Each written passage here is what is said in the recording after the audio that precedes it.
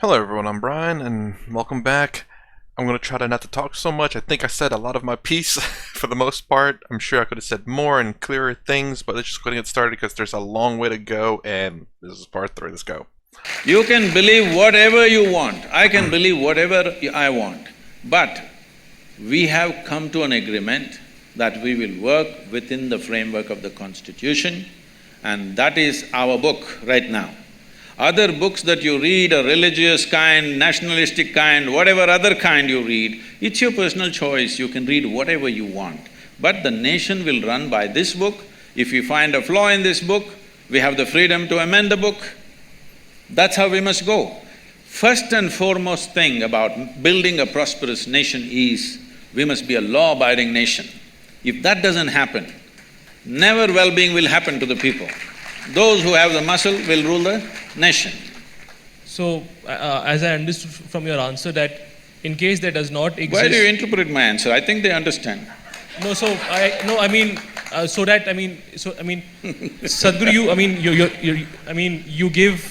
you look into all aspects of the answer and you give a complete answer. Sometimes maybe it's difficult for us to understand maybe what exactly you're saying, so sometimes as a moderator it's my duty to clarify that. Okay, sir. So as I understand from your answer, Sadhguru, is that… To be fair, yes, he said from what I understand. He's not trying to interpret for other people, he's trying to say from what I understand. that what you're saying is that if there does not exist any law which prohibits Pakistani actors from not being employed in Indian It's cinema… not just about that. Even where there were no Pakistani actors, many movies were not allowed to be released. There was violence on the streets. If we don't learn to put this down at the very first step, that somebody thinks they have a right to burn the buses. When the buses were burning, I called somebody who is a very responsible person in this country and asked, what the hell is happening in this country? For a cinema, you're burning 20, 30 buses in some town. Yes. Then they said, Sadhguru, what to do, Sadhguru? These are Rajputs. All those women are dressed up like brides and waiting, over 100 of them, and they want to burn themselves. Suppose tomorrow, even if 10 of them burn themselves, it'll become an international situation that we cannot handle. Let some buses burn, Sadhguru. I said, this is some strange kind of wisdom. But unfortunately, that is where we are. And even your national anthem question is related to this. Unfortunately, that is where the country is. Do not think just by reading law we are some law-abiding fantastic nation. People still do things by themselves. All this… the mob justice is still going on in this country. What year was this release again? I think it was 2018. That's what's happening in 2020, kinda, and actually even in the past, a few times in America. It's so crazy to see… well, to see this happen in another country, but apparently well, actually, I guess it kind of happened over here too. It's really crazy to see there's so much in common with another, in terms of turmoil, from countries that are halfway across the world, different cultures, I think for the most part, and different developments in terms of the nation. People say America's the number, in terms of military strength, that's pretty kind of obvious. But in terms of technology and all this great wealth and all that, but it still has very much a very core issue. And I think Sadhguru makes the very good point, the sheer fact that these issues are only happening in like very, how do I say, rich part of the country, which is very true in America too. You don't… in America there's rich parts of countries and there's freaking poor parts of the countries, and the poor parts of the countries are not making these same kind of not to some degree making the same kind of arguments, because there's other things they have to worry about. The same thing what Sadhguru said in the last few videos, where the villagers are not… it's kind of weird to say that they don't know what India is though, but to say that you know, they're not worried about this because they have other things to worry about, and it's just… I guess in my mind I'm trying to figure out where issues lies, and I've always pointed towards developed nations or Western countries, not westernized countries, Western countries, because Western countries are so privileged in terms of peace, wealth, and abundance of food. And, you know, the survival aspects aren't necessarily an issue in these countries. You look at westernized countries, Japan and Korea, South Korea. Now, I've studied a little bit of theirs because, again, I wanted to go to Japan, and I've happened to run into some South Korean videos, and they're very prosperous. There's issues in their country, but it's just different, and they're mostly westernized countries as well.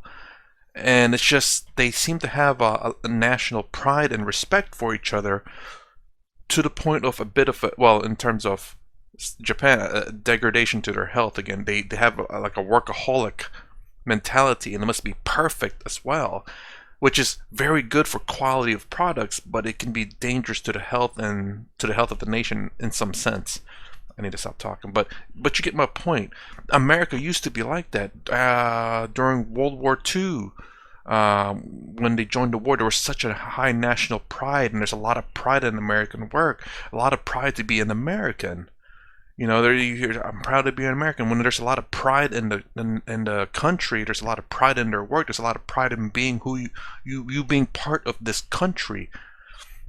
Same thing with after 9/11. Although I will say, probably people from the Middle East in America probably had it pretty rough at that point, even though they had nothing to do with it. Racism in other sense kind of just like became a non-issue. Everybody except probably Middle Eastern, or that looks like Middle Eastern, probably united, even though they're most racist people in the world. They didn't see that at that very moment, because they saw an attack, a physical, something they can get behind to unite, which was 9/11, the attacks on that.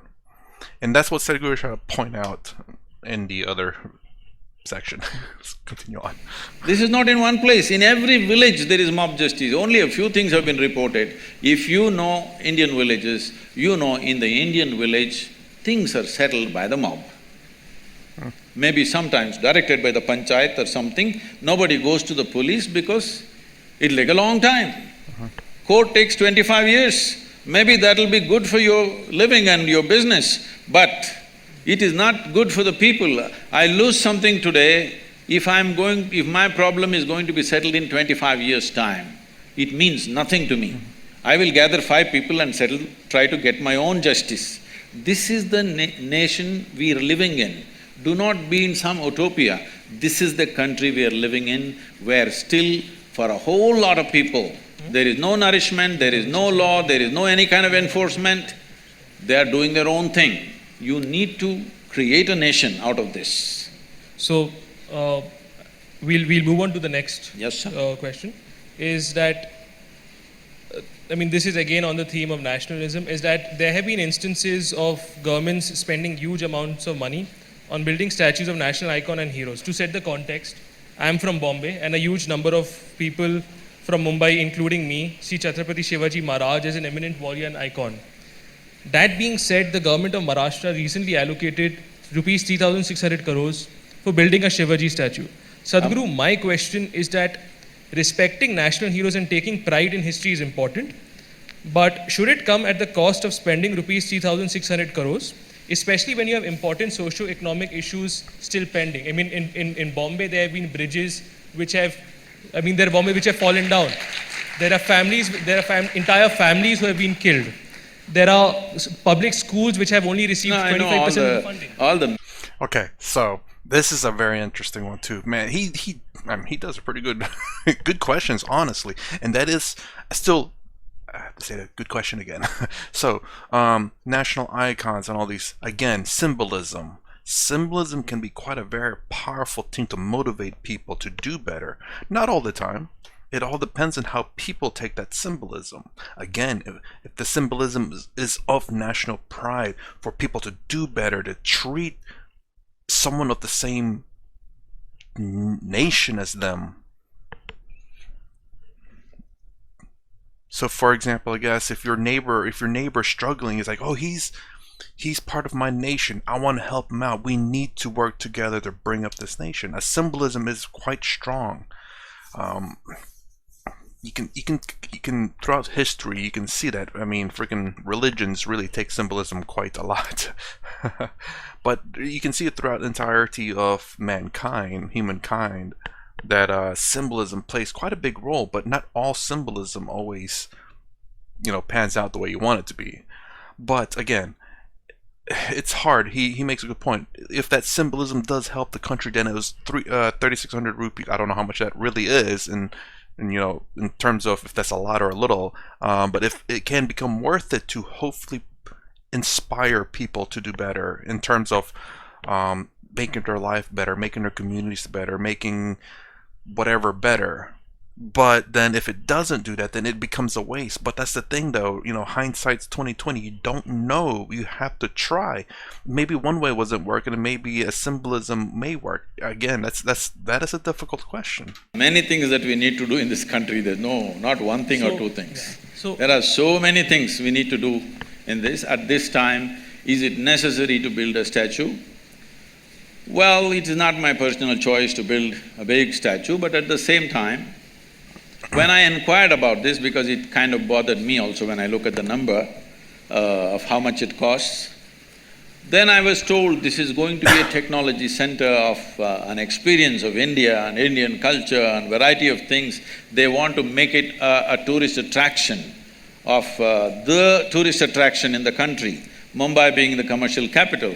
So they have some vision. I don't know how it'll pan out, because it's the government executing the vision, but they have a vision, and hopefully it'll turn out in such a way that it'll be a big tourism draw for Mumbai. Right now they feel Mumbai has commercial travelers but no tourists coming to India. Tourists coming to India avoid Mumbai for variety of reasons. They want to change that with this one project. Hopefully they do that. And Chhatrapati Shivaji is an inspiration for all the Marathis for everything. So they want to build his statue. I don't know how tall it is. How tall it is?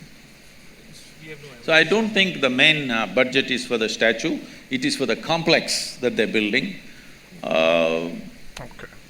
They're saying it's going to be a tourist draw. If it is so, fine. So I understand that we don't have clarity as to the facts as to whether they will be able to recoup the investment or not.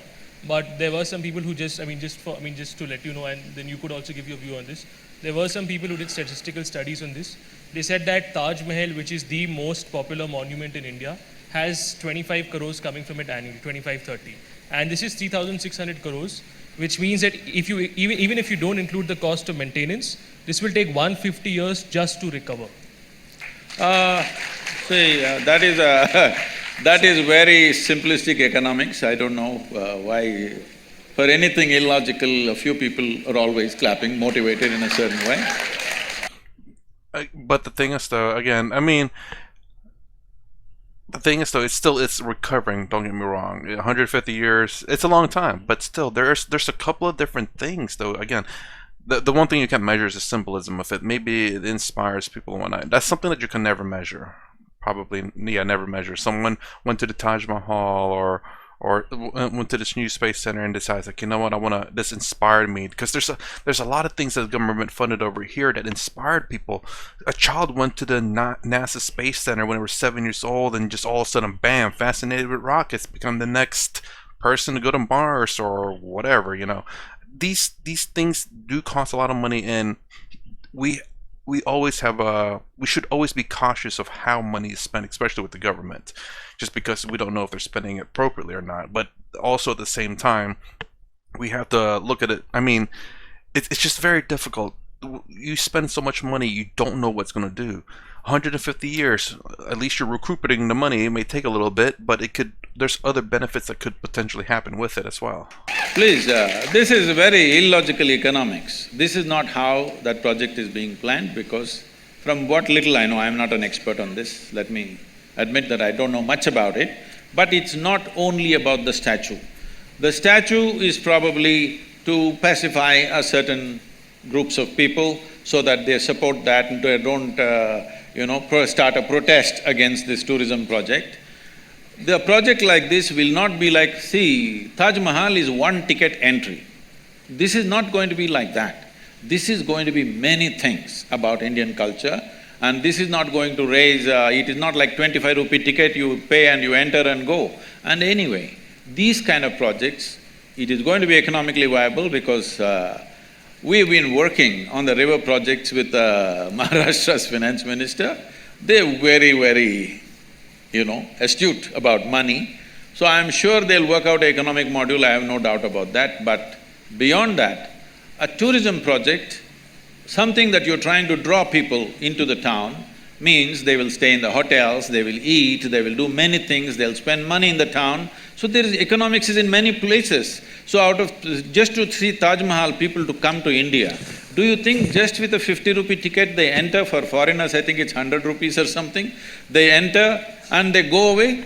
No, they will eat, they'll stay in a hotel, they'll buy things, Indian arts, crafts, everything sells.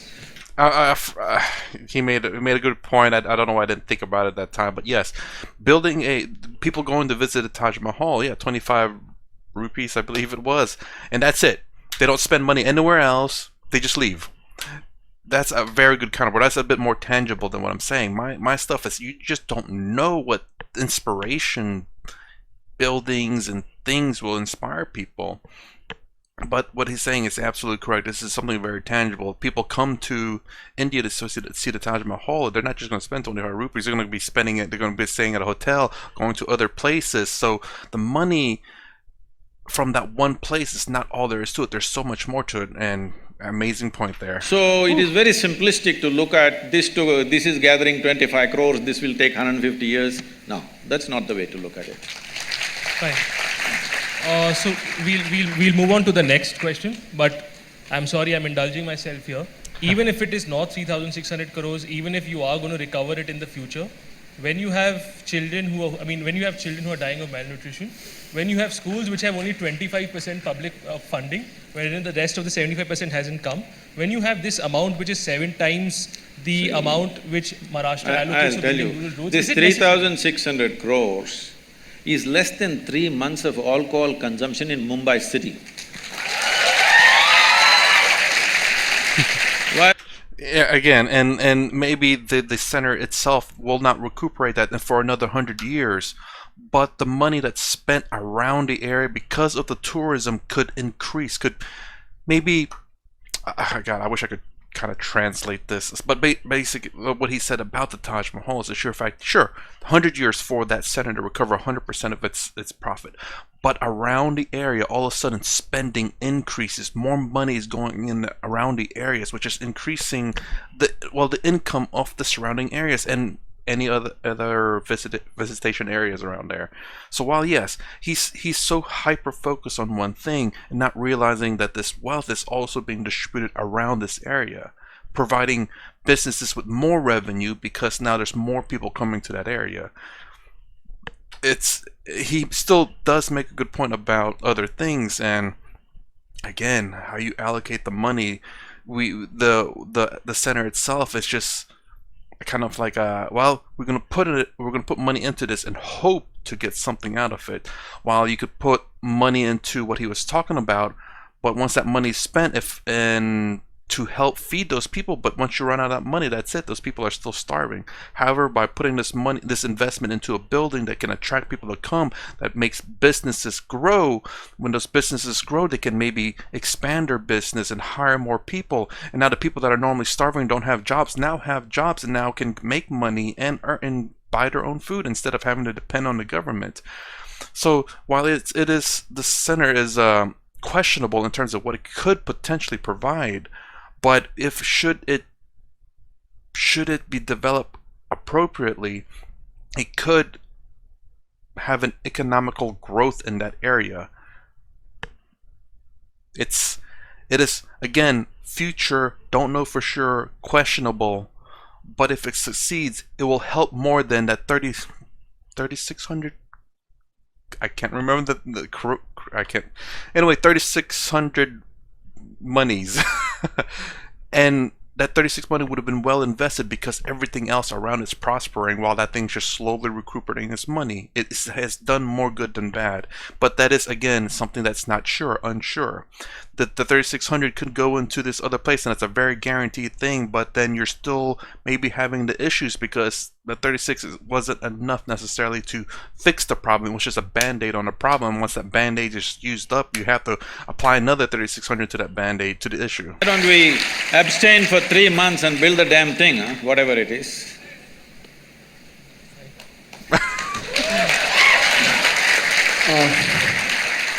Okay, Sadhguru, we'll now move on to the next question. This is more related to spirituality, so this won't have that much controversy, I guess. This is even more controversial. Okay, I'll try to bring in the controversy here. It is a common notion among people that spirituality is a rich person's area. So even if you look at the people who have gathered around here, we are all pretty much well off. And once we have earned for ourselves, we then find time to do yoga or meditation. I'm happy he said we're well off. He acknowledges the fact that, you know, he ain't, that is my mouse, struggling or anything, which is good. Or look into our inner being. But as we were discussed all throughout the whole discussion till now, there are, yes, you yourself have said that 500 million people are still malnourished, and there are so many people in this country who are daily wage workers who at that point of time, spirituality and learning of their inner being would not be the most important thing for them. Their most important thing would be feeding themselves and their children for the next meal. Really, you think so? You do one thing, you go to any so-called spiritual event in the country, will you see rural masses there or people like you in denims? Who will you see? So, don't make conclusions which are not even true. Are we trying to prove something or are we trying to look at truth? The truth of this nation is, we have kept our populations in extreme abject poverty. Nourishment is missing, leave anything else. Nourishment is missing. In spite of that, I must tell you this, people ask me these questions wherever I go in the world. Sadhguru, so many spiritual teachers and masters, so many great beings have come in India, but why are we so poor? Why is India so poor? Where is the spirituality? Well, you know this, 250 years ago we were the richest nation on the planet. Everybody wanted to come to India. Why do you think of Vasco da Gama or that Columbus who made that mistake? All these people set off in the oceans that they did not know, and over 100 expeditions in the ocean drowned. Nobody ever wrote about them, all right? Because nobody writes about people who drown in the oceans. Those who failed. So why was everybody in Europe trying to come to India? Because it was the most prosperous nation. Well, in 250 years we got cleaned up. We can't… well, somebody did it to us because we can't just blame them because it is also ourselves who allowed that thing to happen to ourselves. Now we are trying to build back, all right? But even though you kept them in such abject poverty, wherever these people went, they made sure not a bit of the local culture remained. Just look at North America, South America, Australia and large parts of Africa, anywhere. This one culture, after 1,000 years of invasions, we've still kept our culture and our spiritual process. Not for nothing. Where we are, you know where our yoga center is, there is a police station about 12 kilometers away. This police station is supposed to service nearly 250,000 people in different levels of economic situations, all right? Some are rich farmers, some are medium, some are really poor, there are tribal communities, everything. There are only two… now, in the last 30 years I've been there, at a time there was only 7-8 policemen with a ASI. Today, there are about 14 to 15 policemen with a SI. This is an upgrade that happened 3 years ago. Otherwise, even now, with these 14 policemen, 2 or 3 will be on leave because of something or the other, and 3-4 are on night duty. Hardly 7-8 policemen for 250,000 people. And these are poor people living in small huts. People are driving in Mercedes cars up and down, but they never pounced on them, killed them and took what they have. It never happened. This is spirituality, if you've forgotten this. This is spirituality, you understand? Well, you don't stretch this too far. You don't take their spirituality too far, you have to settle what they need in their lives as quickly as possible, otherwise they won't hold for too long. But it is because of that spiritual process, we as a nation have survived in spite of all the abuse that's happened to us. And don't say rural masses don't have spirituality, they are the ones who are really on. Urban masses are losing it, isn't it? No, my question wasn't towards rural masses. Mine was like, for example, I'll just… Poverty, right? Not poverty as such, but for people who are working every day, like for example, the maid in my house, for example, she… Well, I don't know how affordable maid in the house is. I'm the maid in my house. Oh my God, I don't think even upper middle class people in America has maids. Well, then again, I don't know what the price range of upper middle class is. I just have this mental idea of what an upper middle class is. They're rich, but I don't think they're that rich. Let's say she works in 5-6 different houses, she probably is able to make 4,000, 5,000 a month. And at that point of time, she would try to… the most important thing going in her mind would be educating her children, probably feeding herself. I am saying that they do deserve to have the self-awareness and the spirituality, but how will we… How will we do it? If you do not know this, 70% of our work is in rural India, where the poorest of the poor are, okay? Poorest of the poor are in rural India, 70% of our work is in rural India, and it's free. It's free of cost. You walk with me in Tamil Nadu, you go into a village, the entire village will gather. Not for money, not for something else, because they know there is some tools of transformation which they can make use of. So in the city, there is money involved simply because you want it in an air-conditioned room. Air conditioning is on right now. Whether I pay or you pay or somebody else pays, somebody is paying for it, isn't it? If you don't understand this, you have no sense of economy. That's the biggest problem in the country. People have no sense of economy, so they're always asking for welfare schemes. Give me this, give me that.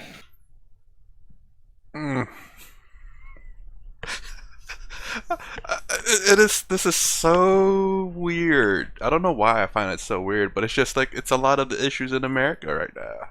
There are people out there who think they're poor, but because they're just not… they're not wise with their money. They buy the…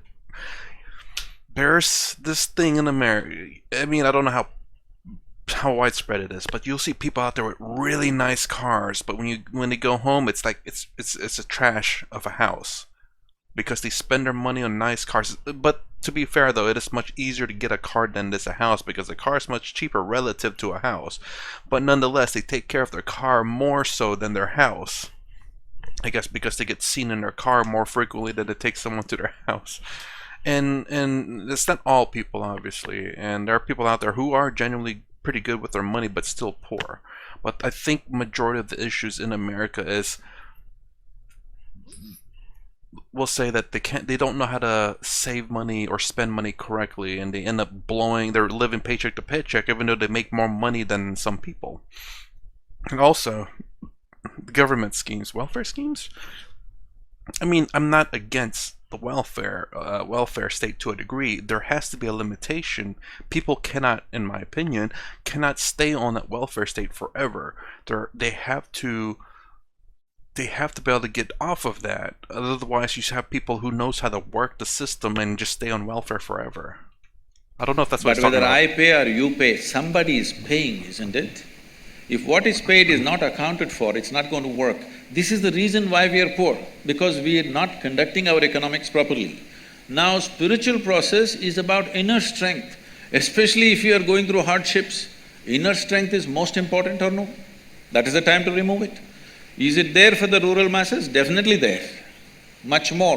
70% of our time we are investing. But when I come to the city, when I come to Delhi, activists come and invite me. Why are you only meeting the rich and powerful? Why are you not coming to the slum?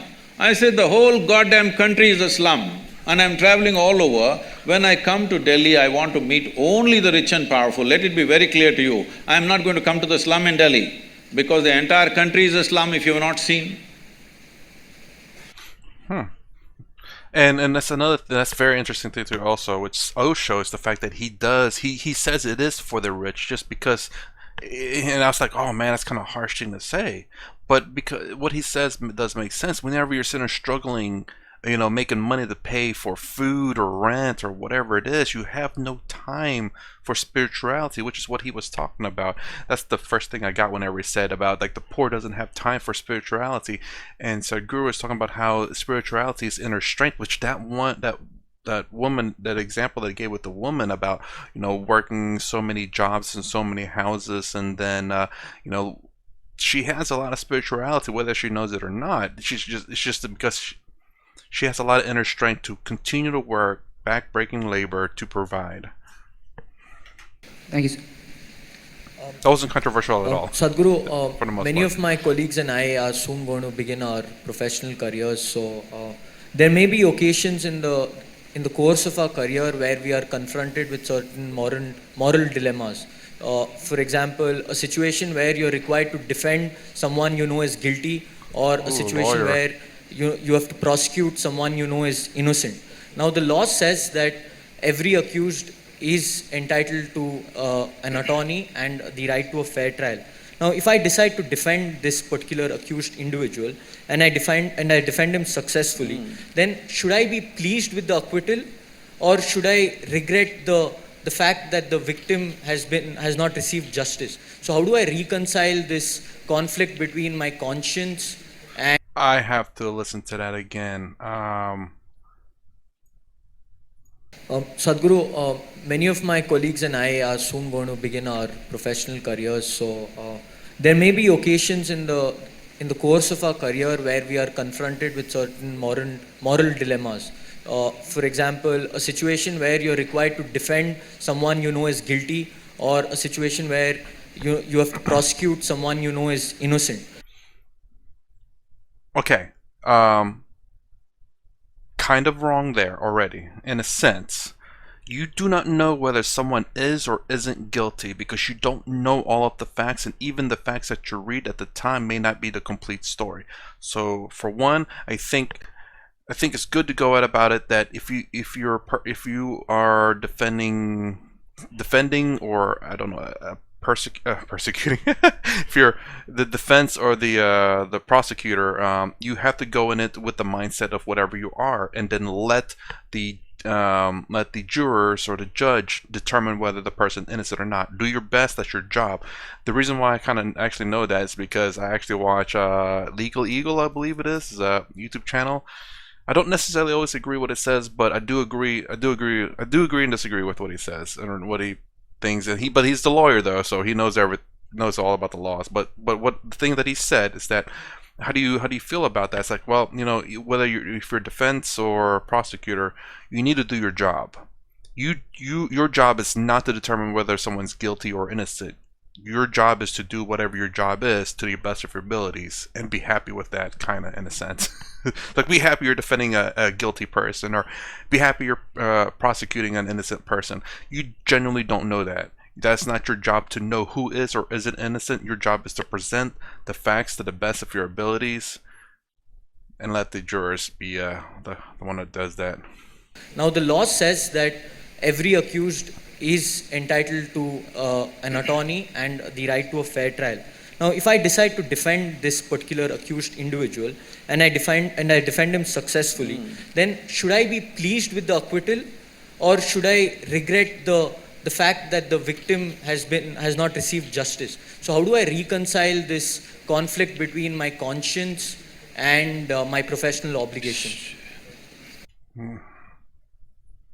Well, I'll put it this way. If you defended him so well that he was found innocent, then, I mean, he may very well be an innocent, but at the same time, there are people out there who are quite scummy and will use the law to, because of technicalities, get out of whatever they're being charged with. So, I mean, let's see what Sadhguru says.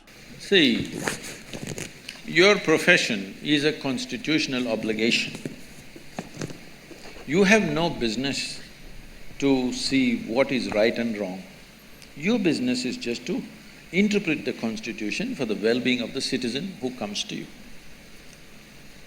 You don't Crime know. he has committed maybe, But sometimes the crimes are so heinous, then the human question will come up, should I save this guy at all? So, this is not don't make this into a moral dilemma. This is a professional thing where you must decide, are you fulfilling your constitutional responsibility or no? This is not for you to take a moral stand, okay, this guy has done something that I don't like, so let him hang. This is not for you to decide. Your business is just to interpret the law so that everybody gets a fair this thing. This once happened, can I tell you a joke? You're a very serious lawyer, you are.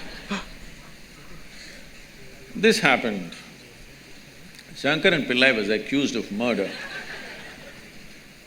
Accused of murder. So he went on pleading not guilty, not guilty, not guilty.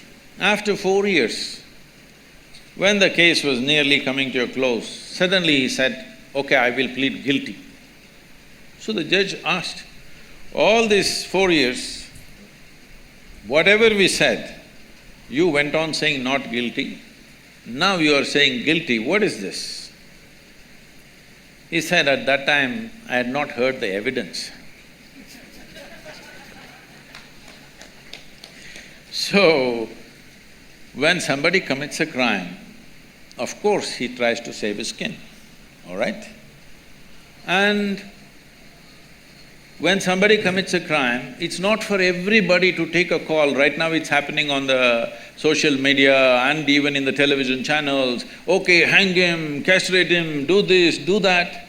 If you go by this, then lynching is what you will do in the end. Why go to the court? Let's lynch them when we see they've done something wrong. Because when something really terrible happens in front of you or you come to know it's happened, it's not just robbery, some terrible things are being done, all right? When really terrible things happen, the crowd will want to lynch that guy. Even regular people, responsible people in the country are uttering these words, I would like to be the hangman for this guy. So why they're saying this is, yes, your humanity burns when you see such things happening, but you as a lawyer, your business is just to interpret the law, to stay within the framework of the constitution. It's not for you, because you know this guy has committed the crime, it's not for you to take a gun and shoot that guy in the court. That's not your business. That should happen through due process. Even if it looks unjust, what is unjust is the length of time that these legal procedures are taking. If we want justice to be reasonable and human or humane, it's very important, the time has to be reduced. This time is killing people and this time is making people do extrajudicial stuff simply because the amount of time it's taking. This has to change. So, I mean, it was an extremely insightful explanation wherein you talked about why certain mobs or why certain individuals take law in their own hands.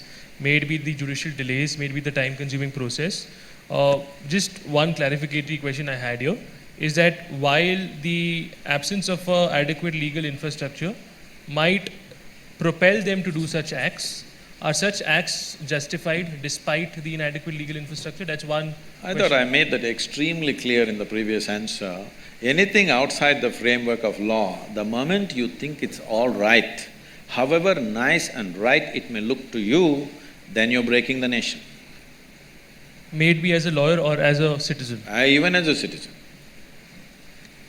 But at the same time, I mean, that's weird he was shaking his head there. I kind of get it though, because if you look at, I guess, the American history again, watch a few videos on that, like during the American Revolution, they were, the people who started this revolution end up harming their own people, destroying private property to inspire people. And it's so crazy and so wrong that these people dressed up as British, well, they're British people anyway, but it was like the British government, I suppose, representatives of the British or maybe even Indians or whatever, to push people, to change the mind of the people in the colonies to become independent, which is that's the funny thing, is the fact that people now will say that's the right thing that should have done, that America should have done at the time, revolted and burned private property and harmed people to push them to the revolution. But maybe if you start thinking about that now, it's like all wrong. It's like no, no, no, no, no, no, no, no. We don't burn stuff. We don't destroy private property. But again, when you look at the amendment, First Amendment's the right to speech, Second Amendment's for right to bear arms, and the reason for the bear arms is because of what the American colonists had, was the fact that an oppressive government overseas, the British, and the right to bear arms is to prevent the government, in one sense, prevent the government from oppressing its people, because it's very difficult for the government to oppress an armed populace. And also, it's a way of self-defense just in case you need it. But yes, it's very difficult for the government if everyone has guns. It's going to be a war, a bloody war. But if no one has guns, then the government has, it's not going to be too much of a struggle to take over the populace. But yes, and that's the thing. The founding fathers of America put that into the amendments to right to bear arms, so that you can revolt against the government, which is exactly what, in a sense, what I guess that guy is talking about. When you feel that the government has not served you justice, you and your people, you can revolt against it in some sense, of course. But we are living in modern times that it should not be the case. However, you look at modern times, North Korea or any other country that has a very strong dictatorship, there's been even a few other countries who recently went through the revolution, I believe, or at least had a civil war in a sense. Civil war. Civil war. Yeah, you can't say, oh, this is modern times, there's no dictatorship countries. Like, no, North Korea, China in a sense. And I don't know what other countries, I just hear those two so far in the mainstream media.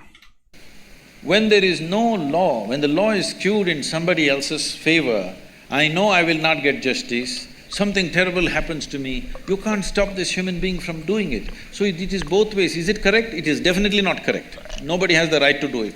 But you cannot use that position and keep on keeping people in a state of injustice. They will act in their own way. So, legal reforms need to happen rapidly, otherwise you will see things going, people taking it in their own hands. Thank you for the answer.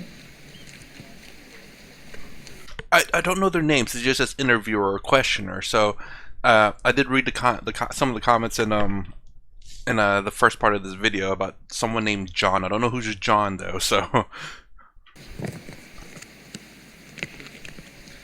sir, you had quoted earlier that in one of your previous videos that the curse of a Shudra has no power.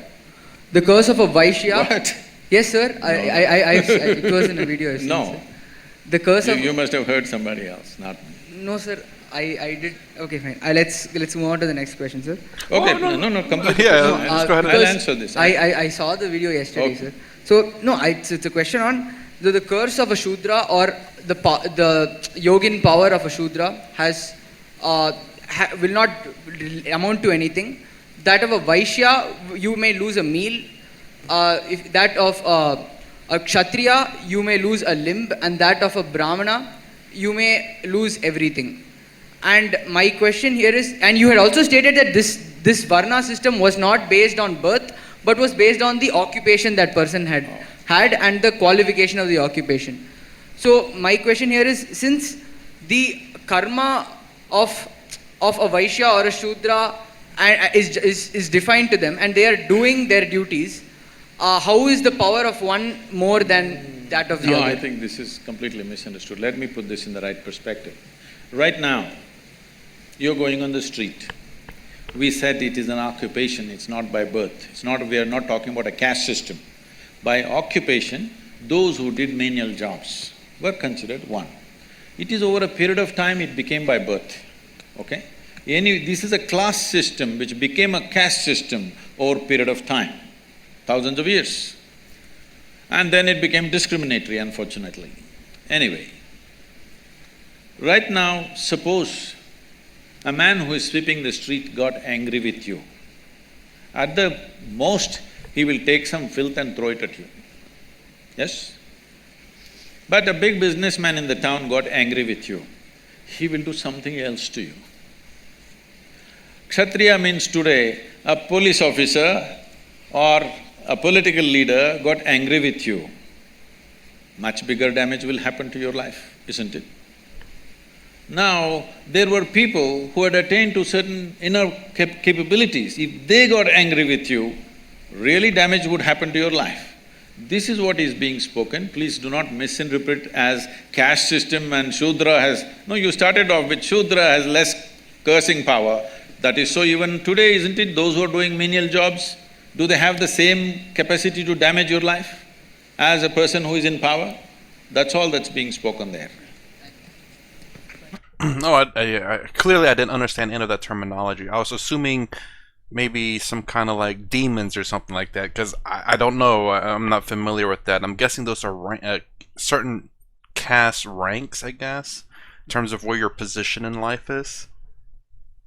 So I think I understood. I'm not too sure on that part. Thank you for the answer, Sadhguru. The next question is something which all students deal with is, how does one figure out their passion? And should one necessarily follow their passion even if it means sacrificing comfort, lifestyle or geographical proximity to family? And should passion always override such considerations which might also be important in their own right?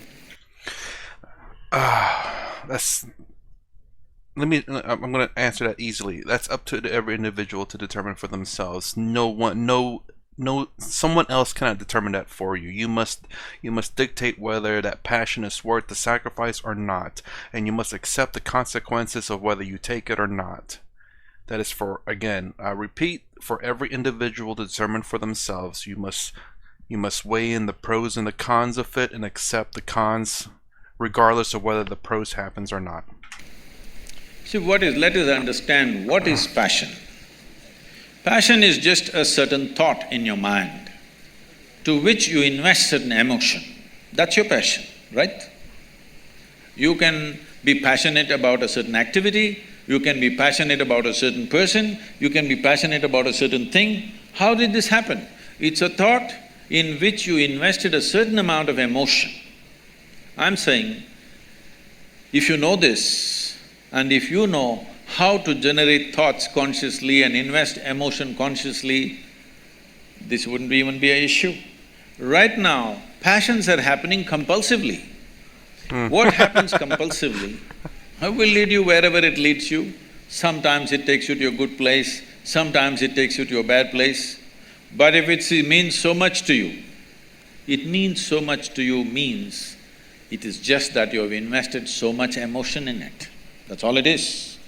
Because you've invested so much emotion in it, you may not be able to look at it logically once again. You have lost your fundamental discretion simply because you've invested so much emotion in it.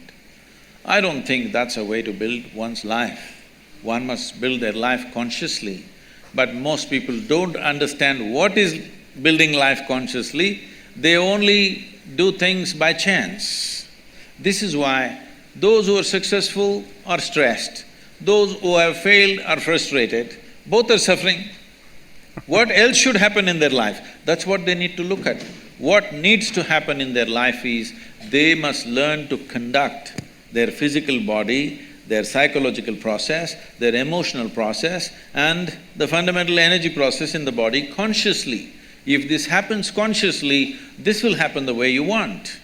If this happens the way you want, you living joyfully or blissfully is a natural thing. In the world, what you do is not according to your passion. In the world, what you do is what is most needed today. That's what you must do. This is my passion, the world doesn't need it, but you keep on doing it, what is the point? So, just a follow-up on that question about the world, certain things being need to done to improve certain issues or to remedy certain problems. Now, from my limited understanding, or at least what we learned in textbooks, is Buddhism talks about how we should not be attached to something, or how in certain cases we should be detached. It talks about how suffering, one of the reasons behind suffering is attachment. Now, my question to you, Sadhguru, on this is that how can I attempt to remedy injustice if I'm not sentimentally affected or attached to a particular cause? how can I help a particular friend or empathize with him if I'm not attached with him? Oh, that's very easy to a degree. Saying that, I don't know what my answer is going to be. You don't have to have emotion to solve problems. You can literally solve, well, I guess maybe I should say literally, but you can solve a lot of the problems without emotions. Emotions sometimes can get in the way of solving problems. As a matter of fact, sometimes it can make it worse. So, again, you can think of problems logically for the most part. Now, is there some problems that you think about it emotionally? I mean, that's more than likely to solve emotional problems, you must have some emotion to it. Maybe. Maybe the only way to solve emotional problems with emotional things, because logical things sometimes doesn't work. But logical issues, logical problems can be solved logically and definitely not emotionally, because emotion will probably make that worse. Again, I say probably because I don't know if there's logical problems that emotion can fix. And I don't know if there's any emotional problems that emotion can fix either. I'm sure for the most part it does, but I'm sure you can probably solve it logically too. I've not thought that much out yet about that question. That's just my theory at the moment. So, this obsessiveness or attachment, is it necessarily bad? See, Yes, if you don't think about it logically and you think about that attachment so strongly, it will cloud your judgment. Having an attachment that, so long as your judgment is not clouded, is fine. this attachment-detachment business is a misunderstanding that's come out of the Gita in this country. People misunderstood Krishna like nothing, in the sense, people think Krishna is talking about detachment. Please look at his life. His life is involvement, isn't it? If you look at the scape of whatever we know about his life, whatever little we know about his life spells involvement, involvement, involvement with everything around him. So this person unfortunately is being accused of detachment. See, if there is no involvement, there is no life. You can only know life with involvement. Even if the meal that you eat today, if you're not involved, you will not know what it is. Without involvement, you cannot even taste life. Not possible. People are talking about detachment because of fear of suffering. Fear of suffering has come because when they involve, they get entangled. They do not know how to get involved, they just get entangled. Entanglement is happening because your involvement is very discriminatory. Is that sinking in? So, I should be equally involved in everything, is what you're saying? I mean, Tell me, if you are less involved in your breath and more involved in your eating, you think life will work? See, breath is involuntary, that's why I'm using the word breath, because it's involuntary, you don't have to do anything, it's just happening. But we're involved by keeping the air conditioning on, otherwise we'll suffocate. This is our involvement, we turned on the machine. We may not be consciously breathing, all right, but we are involved. Without involvement in every aspect of life, you will get skewed. And that is when psychologically you get messed up so much that in many ways mind gets deranged. Seeing this, somebody said, you're too attached, you must be detached. No, detachment will not work either.